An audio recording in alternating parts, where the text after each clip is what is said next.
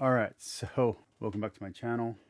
Welcome to Alpha Centurion. I'll be your guide. So James White made a response video, an apology video, based on everyone's reaction to his terrible debate tactics and interpretive methods against Leighton Flowers. Just to be clear, James White cannot make an apology and he cannot take blame. He cannot admit that he was wrong.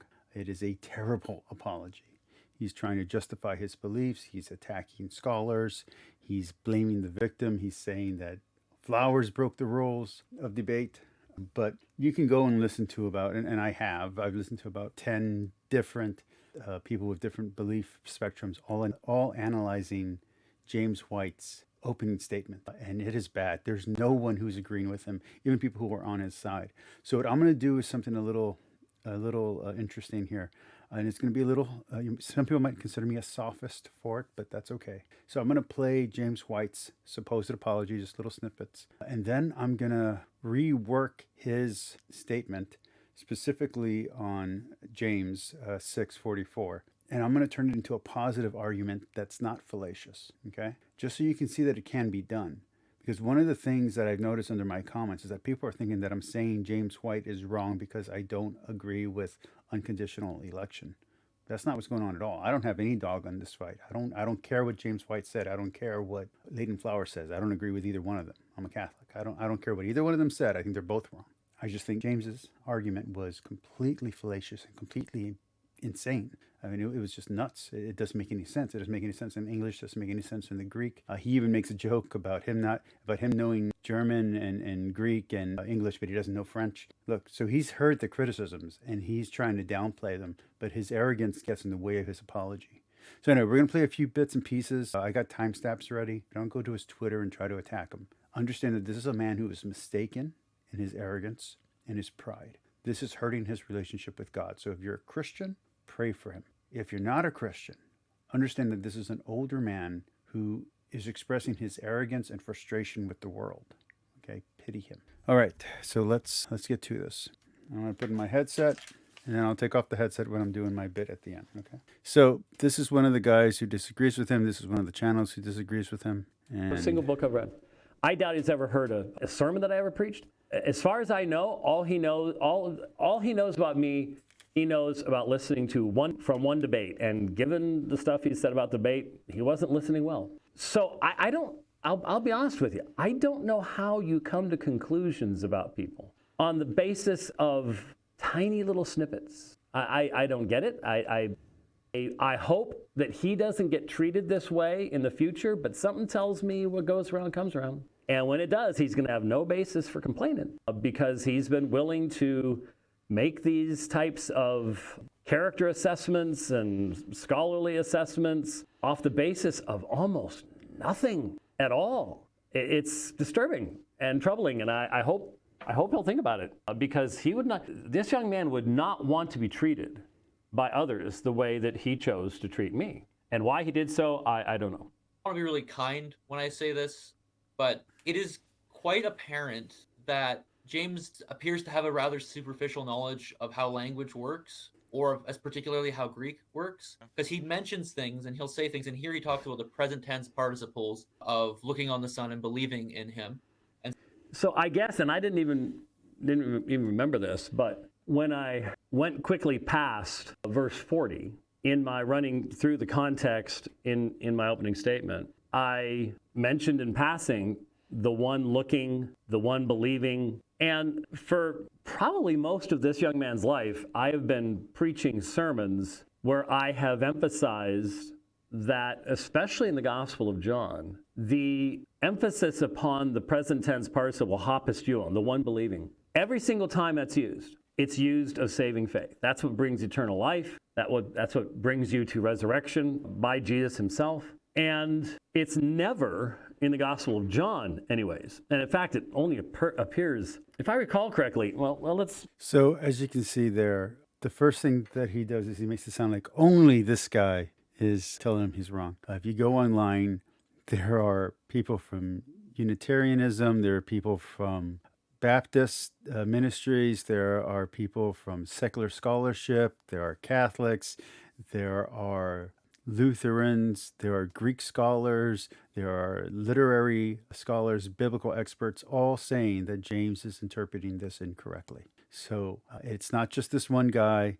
And I know that James feels targeted because, well, he's clearly wrong here. But again, it's not that we're saying that his conclusion is wrong.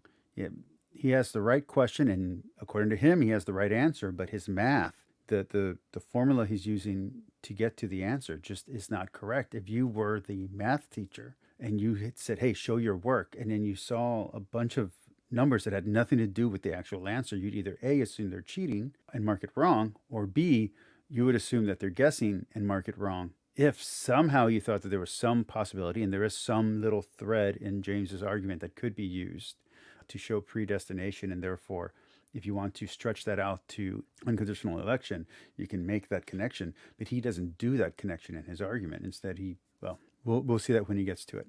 So James is not doing a proper argument. He's not doing a proper understanding of the language in the English or in the Greek.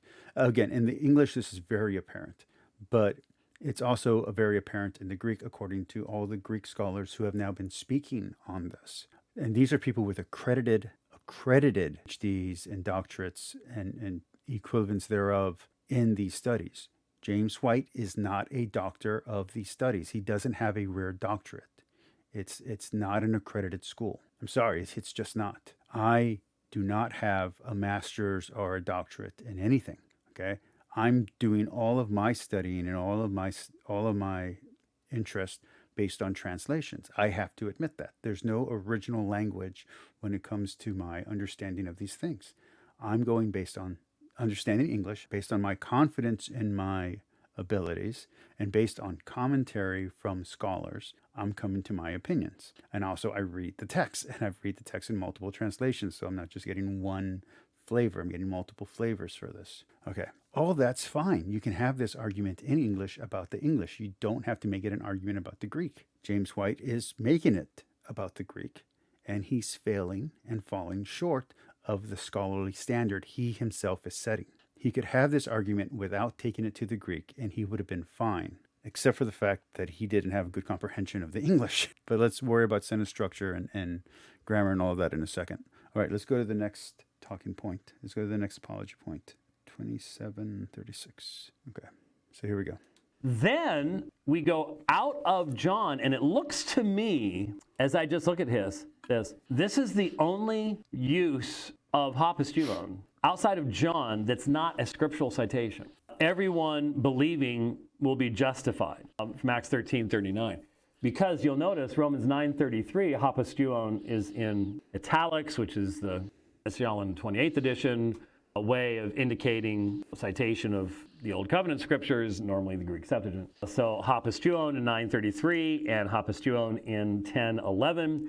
1 Peter 2:6, the one believing in him shall not be confounded or put to disappointment, which again, these are all Old Testament citations. And then we jump back into John, not the Gospel of John, but 1 John. Pas hapastuon, everyone believing that Jesus is the Christ has been born from God. This is a rather important. Now this one's an important one because if we had time, and we don't, this program's going to go much longer than. You have as much time as you want. This is your show. You can make it a 10-hour, 12-hour stream like Adam and Stitch, or Stitch and Adam. You have as much time as you want. You could actually explain this here now, and you can't explain it, so you're skipping over the information that you don't have the ability to explain. It is okay to say you can't explain it. That's fine. It's okay to say you don't know. It's okay to say that you're wrong. It's okay to say that your explanation is wrong, but you believe your conclusion is correct, and reformulate your argument. Your pride is not letting you communicate effectively right now.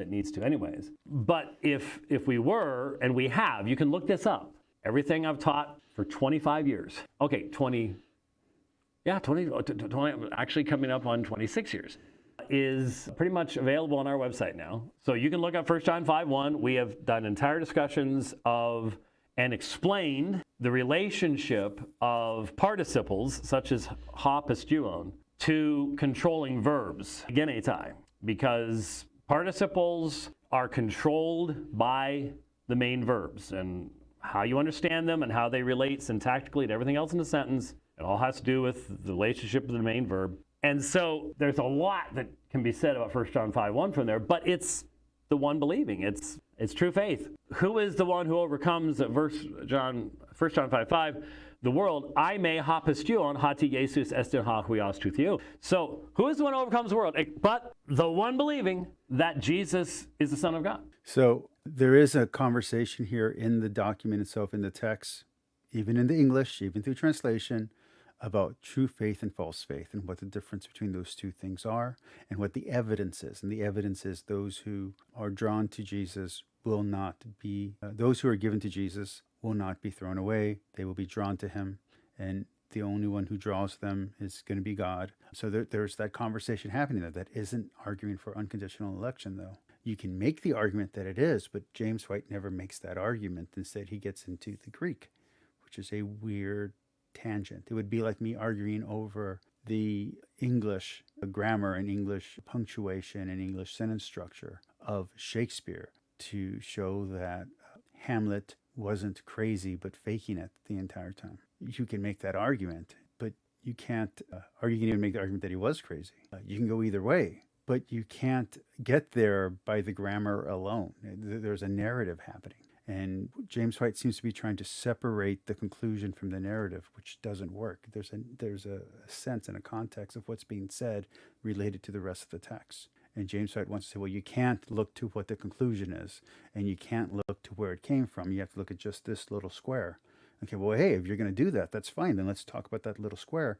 And then James White himself is breaking his own rules and saying, well, look over here, look how it's used over here. Look how these specific words are used over here. Therefore, if it means that over here, it has to mean that over here, over in this place. Well, those are two different passages with two different contexts. So James White has to show the relation, and he doesn't ever build that. He doesn't do any of the work to explain any of the claims that he's making. He just says that he's correct, and he uses his experience as a debater, his experience as a professor, his experience as a biblical teacher and biblical scholar as proof. I've been debating this. I've been teaching this. I've been preaching this. Okay, well, all that means is that you've been preaching the wrong thing now for 25 years. That's all you've said.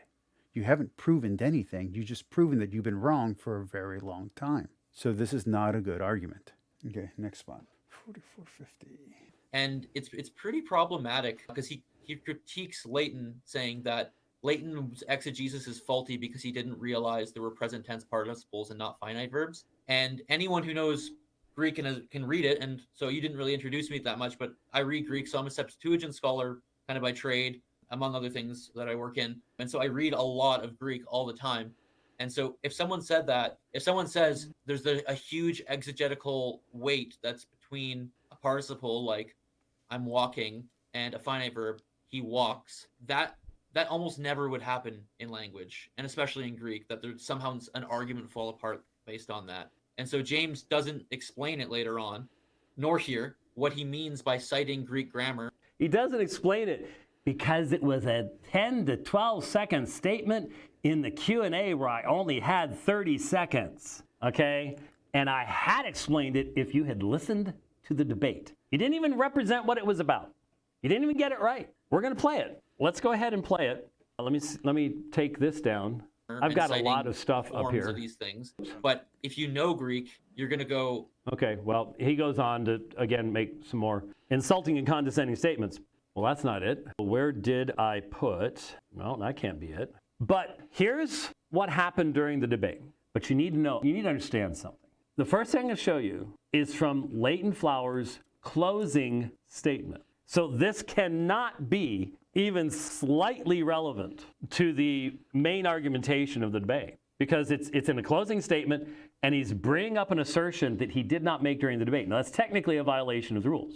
You're not supposed to bring up stuff like that. But, okay, I have theorized one of two things. It's just a theory. I'm allowed to theorize about things, okay? This is what I've figured. He gets up there, he's talking really fast, he's getting really emotional, and he decides to throw out a statement about the terms in John 6:45, the one hearing and the one learning. Now, one of two things. Either he opened up Logos or whatever it is he uses, Blue Letter Bible, I don't know, and he clicked on the term and he saw that it said active. And so he goes with this statement.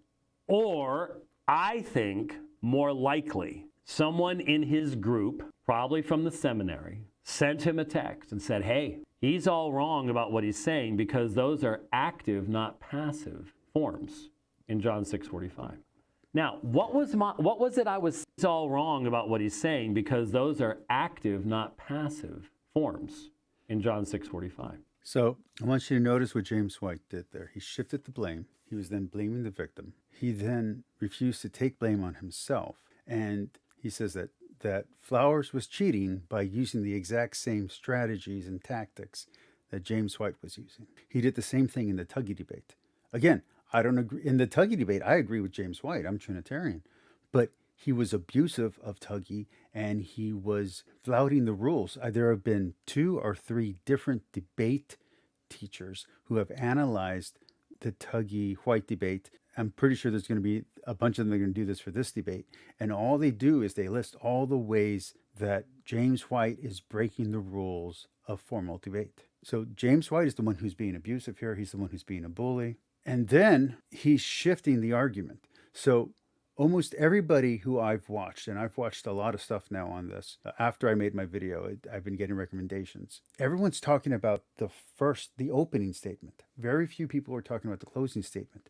But James White goes back to these arguments, and when he's not emotionally badgering and baiting Flowers, he's repeating the same points. So it doesn't matter if he said these points in the opening, in the rebuttal, in the cross-examination, or in the closing. He's been saying the same thing the whole way through. And if you go back and watch other videos of him on this topic, he's been saying the same thing for a very long time.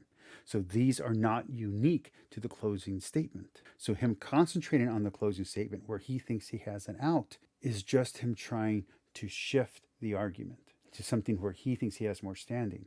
Now, look, he's even admitting that he has an apparent error. And then he's going to go through and try to say how it's not an error or how he might have misspoken about this other issue that doesn't matter. But that's not what we're talking about. We're talking about his interpretive method and his misunderstanding. And he's going to switch it to a topic that doesn't matter and isn't meaningful to whether or not his conclusion is true. So this is very deceptive, and this is it's poor apologetics, it's poor rhetoric.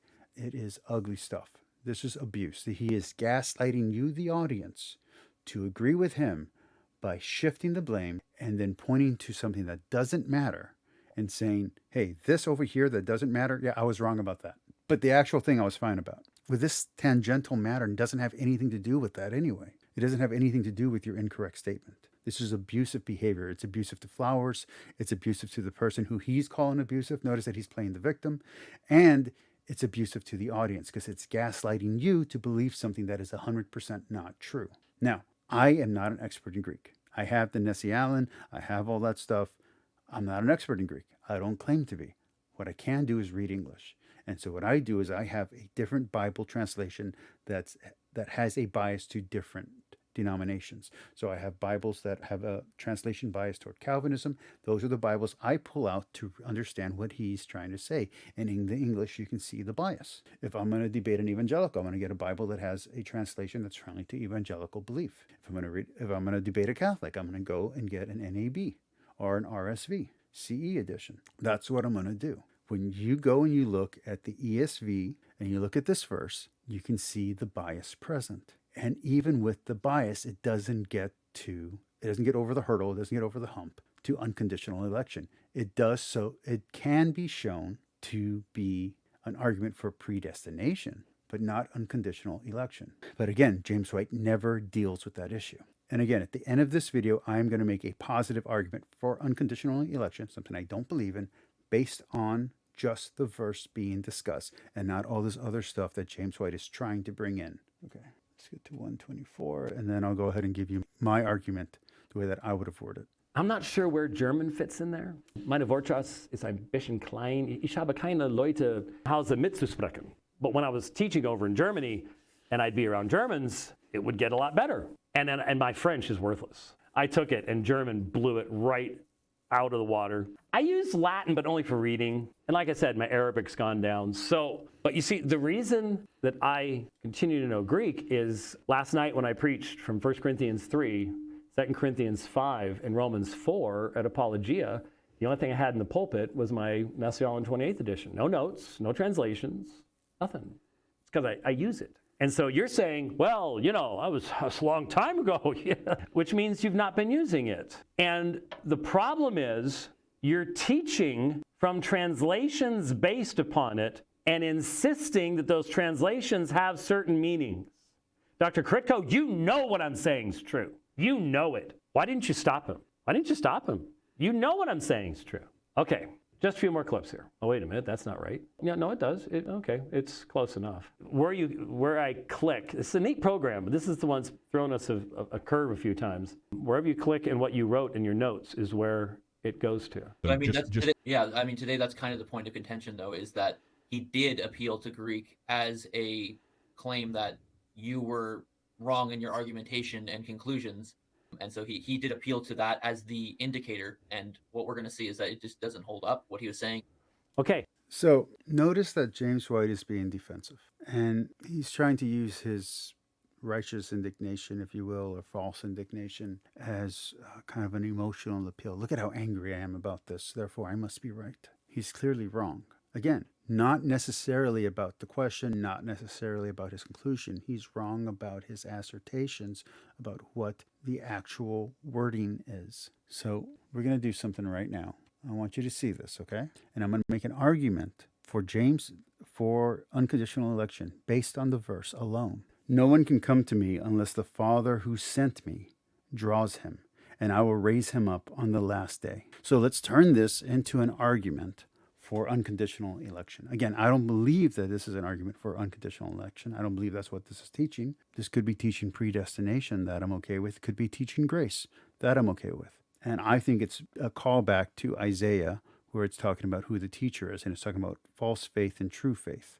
And the true faith is those who believe in Jesus and are doing it for reasons of faith versus those who are only doing it for material gain. Okay, but let's turn it into an argument for unconditional election, a proper one. John 6:44 says that no one can come to me unless the Father who sent me draws him. So the Father has to choose those who will be drawn to Jesus. And I will raise him up on the last day. That means Jesus will raise them up, those who have been drawn to him, truly drawn to him. And even if you come to him through all your works and efforts, if you're not someone who was drawn by God, you will not be one of the ones who was raised up. Therefore, you must be chosen before you are raised up. There's your argument, James. There's the positive argument for unconditional election. Now, I've read the rest of the Bible, so I know that not all who will be called will answer. Not all that will answer will be elected. I know that because there are multiple parables that teach that, where Jesus himself is saying that. So I don't believe this teaches unconditional election based on the context of not only the chapter, not only the book of John, but also the entire New Testament. If you add into that the context of the Bible, there's no way this is teaching unconditional election. But if you wanted to make an argument for unconditional election based only on this verse alone, I just gave you a positive argument, a positive case for it that doesn't require going to the Greek, that doesn't require you gaslighting your audience, and doesn't require you lying and being manipulative, and doesn't require you to rewrite the Bible, to reword it to match what you think it says. So anyway, tell me what you think of my argument for the case for unconditional election. Tell me if that would work for you. Tell me if that would have worked for Flowers. And if you're someone who doesn't believe in unconditional election, if you're someone who doesn't believe in unconditional election, in the comment below, make your best argument based only on this verse for unconditional election. Do what James White couldn't do and show him how it's done. Okay? Again, here's the verse. No one can come to me unless the Father who sent me draws him, and I will raise him up on the last day. Make that verse say something about unconditional election. Keep it short, less than 7 sentences. Keep it only a paragraph long. And let's have a challenge, and maybe I'll read out the different arguments in a later video. For those of you who do believe in unconditional election, not using this verse, where in the Bible, outside of this verse, does the Bible teach unconditional election? Find me a better verse that better argues in context of the passage it is contained in and the chapter it is in, that gives a positive case for unconditional election. Not this verse, because as I already said, this verse is not talking about unconditional election. So give me a verse that does. So there are the two challenges. If you're someone watching this video and you don't believe in unconditional election, give a 7-sentence or less argument for how this verse teaches unconditional election. Make an argument for it. And if you're someone who does believe in unconditional election, find me a better verse that actually teaches that on its own.